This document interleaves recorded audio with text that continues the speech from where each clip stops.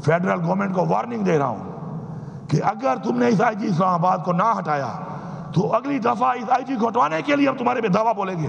साडा हक इथे रख, इथे रख। वज़ीर आला खैबर पख्तूनख्वा के इस्लामाबाद पर धावा बोलने की वार्निंग। अली अमीन गंडापुर ने कहा कि आईजी इस्लामाबाद की क़यादत में खैबर पख्तूनख्वा हाउस पर धावा बोला गया। आईजी को ना हटाया तो धावा बोलेंगे। हुकूमत घबरा गई है, इनकी टांगें कांप रही हैं। कारकुन इत्तेहाद के साथ खड़े रहें। हुकूमत की गिरती दीवार को आखिरी धक्का हम ही देंगे, पुरअमन तरीके से अपना हक लेंगे। बिलावल भुट्टो ने कहा हुकूमत चाहेगी कि 25 अक्टूबर से पहले तरमीम हो जाए। वजीर कानून होता तो यही चाहता कि 26 अक्टूबर तक मामलात निबट जाएं। 25 अक्टूबर के बाद भी तरमीम पास हो सकती है। आईनी अमल सबताज करने की कोशिश की गई। मखसूस नशिस्तों का फैसला जैसे आया सब ने देखा। कोशिश है कि तरमीम इत्तेफाक राय से मंजूर हो जाए। PTI का मकसद मुल्क को नाकाम करना है। हमारे मुसव्वदे में आईनी अदालत और जजेस तकर्रियों का निज़ाम है। वज़ीर आज़म के मुशीर अनस नाउल्ला ने कहा कि चीफ जस्टिस काजी फायज़ ईसा एक्सटेंशन और आईनी अदालत का ओहदा नहीं लेना चाहते। आईनी तरमीम का मकसद चीफ जस्टिस काजी फायज़ ईसा को लाना और जस्टिस मंसूर अली शाह का रास्ता रोकने की कोशिश नहीं है। इत्तेहादी जमातों से मुशावरत के बाद आईनी तरमीम का मुसव्वदा काबीना से मंजूरी के बाद असम्बली में पेश किया जाएगा।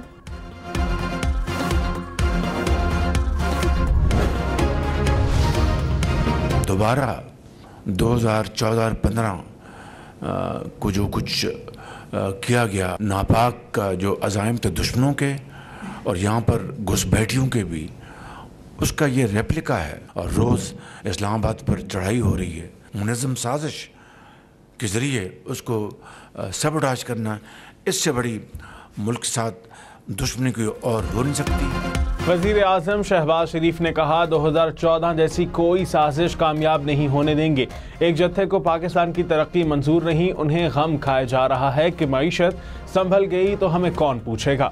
धरने और इस्लामाबाद में चढ़ाई करने वालों के मज़मूम इरादे हैं। तरक्की की राह में रुकावटें मुनज़्ज़म साजिश के तहत डाली जा रही हैं। जहाँ अफरा तफरी और धरने होंगे वहाँ कौन सरमायाकारी करेगा। फसादियों से कहना चाहता हूँ माजी की रवायात दोहराने नहीं देंगे।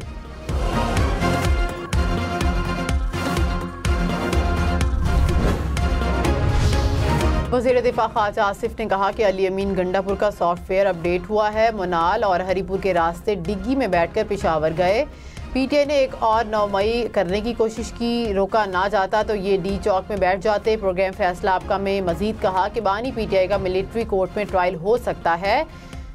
बानी बात नहीं करते तो हमें भी शौक नहीं। इलेक्शन ऑडिट का खदशा मौजूद है। वज़ीर आला अली अमीन गंडापुर ने कहा खैबर पख्तूनख्वा हाउस में 4 घंटे चौकी में छुपा रहा। KP हाउस से वॉक करता हुआ बाहर निकला। जेब में ना मोबाइल था ना पैसे थे। गाड़ियां रोकने के लिए पत्थर मारे तो एक गाड़ी रुकी। वहां से एक DPO के घर पहुंचा, सिक्योरिटी मांगी जो नहीं मिली। मुख्तलिफ फैसला से होता हुआ पेशावर पहुंचा।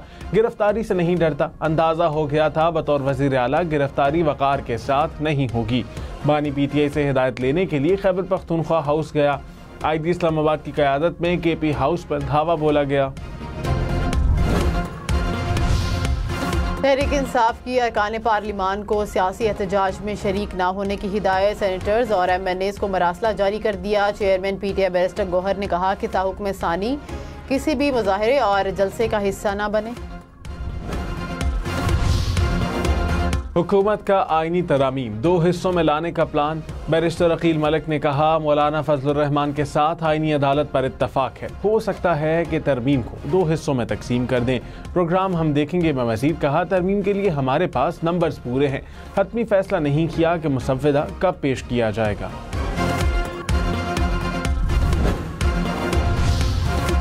हुकूमत आईनी तरामीम लाने के लिए एक बार फिर सरगर्म, मगर 10 हुकूमती अरकान असम्बली और सेनेटर्स मुल्क से बाहर। तारिक फजल चौधरी और पीपल्स पार्टी के खुर्शीद शाह बैरून मुल्क हैं। सेनेटर्स में पीपल्स पार्टी के राना महमूदुल हसन, बाप पार्टी के दिनेश कुमार और अब्दुल कादिर मलिक भी बाहर हैं। हुकूमत ने मौलाना फजलुर रहमान की बास तजावीज़ से इत्तफाक कर लिया। आईनी तरामीम SCO सरबराह कॉन्फ्रेंस तक मौखर कर दी गई। नाबिक सदर आरिफ अलवी ने कहा, हुकूमत मुसव्वदा दिखाए बगैर आइन में तरमीम करना चाहती है। अदालत अगर आज़ाद नहीं होगी तो बहुत सारी चीज़ें चैलेंज ही नहीं होंगी। पार्लियामेंट को आइन में तरमीम का हक है, लेकिन सही तरीक़ाकार पर अमल किया जाए।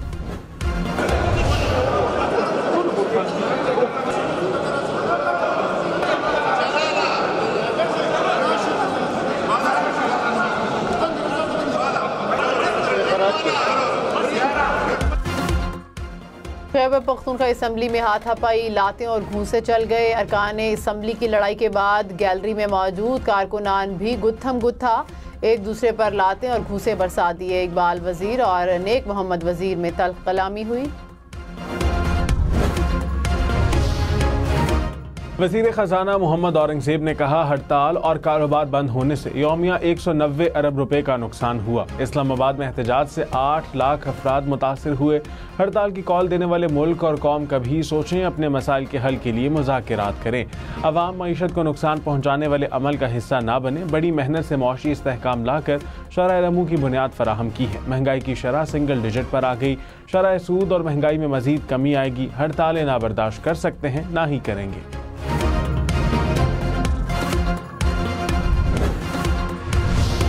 पीटीआई के एहतजाज के दौरान इस्लामाबाद में 24 करोड़ रुपए से ज़्यादा का नुकसान हुआ। 441 एफसीटी कैमरे तबाह, पुलिस की 10 गाड़ियों, 31 मोटरसाइकिलों, 51 गैस मास्क को नुकसान पहुंचा।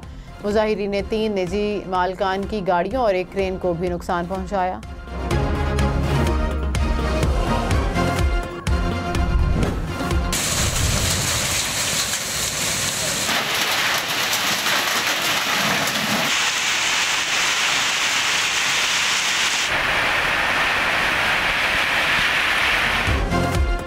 कहीं बारिश तो कहीं यालाबारी। पहाड़ी इलाकों में बर्फबारी शुरू हो गई। शांगला में बर्फबारी के बाद सफेदी की चादर बिछ गई। पेशावर और कोहाट में मूसलाधार बारिश। वादी नीलम में पहाड़ों पर बर्फबारी से मौसम सर्द हो गया। मलका कौसार में भी बारिश। इस्लामाबाद में कौसे कज़ां के रंग बिखर गए। शहरी सुबह सवेरे कुदरत के नज़ारे से खूब लुत्फ अंदोज हुए।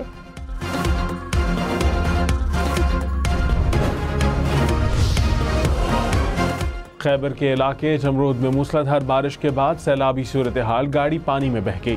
ड्राइवर और मुसाफिरों को बचा दिया गया। सैलाबी पानी में बहकर 2 बच्चे जहां बहक 2 जख्मी हो गए।